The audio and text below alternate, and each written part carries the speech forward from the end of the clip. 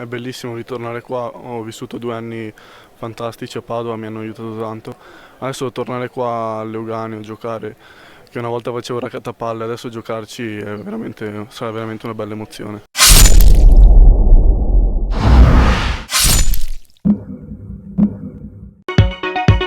Per me è un onore essere qui perché tornarci con la maglia della nazionale è un'esperienza veramente unica e sarebbe completo ovviamente se riuscissimo anche a passare il turno e mi auguro che questo accada. Poi essere qui dopo 2 anni, tornare a Lugano è veramente qualcosa di fantastico. Spero che comunque il pubblico, familiare o meno, sia comunque molto, perché la nazionale ha scelto di farlo qui proprio per avere un grande supporto, perché come ha già detto il nostro presidente prima, il merito è anche dei tifosi se riusciamo a passare, quindi ci aspettiamo molte persone e io cercherò di portare più familiari possibile.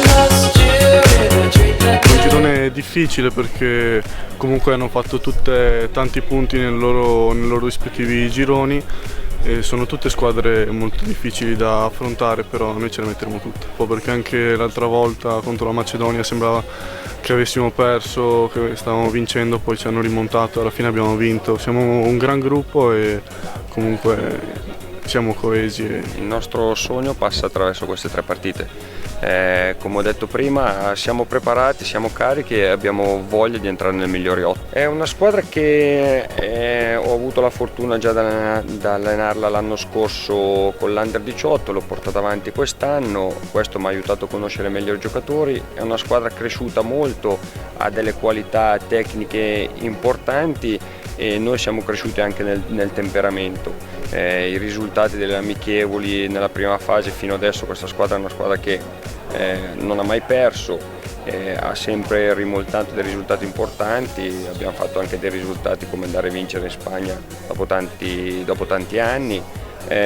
Siamo pronti, sono consapevoli dei propri mezzi, sappiamo che abbiamo delle grosse responsabilità perché giochiamo in Italia e questo è un segno importante della federazione che crede ancora di più in questa squadra qua, ma come ho detto ai ragazzi, per noi le responsabilità sono solo che motivazioni. Sì, credo che sia una grossa opportunità, non soltanto per l'avvenimento sportivo, ma proprio per l'evento che coinvolge, diciamo, anche, credo e spero, la città.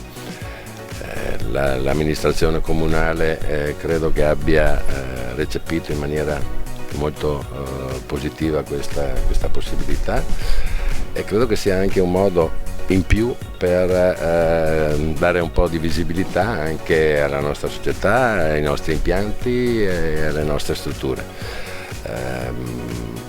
Tra l'altro la federazione ci ha scelto anche per una partita in aprile, che è un amichevole Italia-Francia Under 18, e in qualche modo la federazione mi ha fatto capire che in futuro, diciamo, la città di Padova può essere un punto di riferimento per la federazione, non soltanto per le nazionali giovanili, ma anche per eventualmente l'Under 21, che è la più grande, diciamo, dei giovanili, e magari vediamo se riusciamo anche a portare qualche amichevole di grosso livello.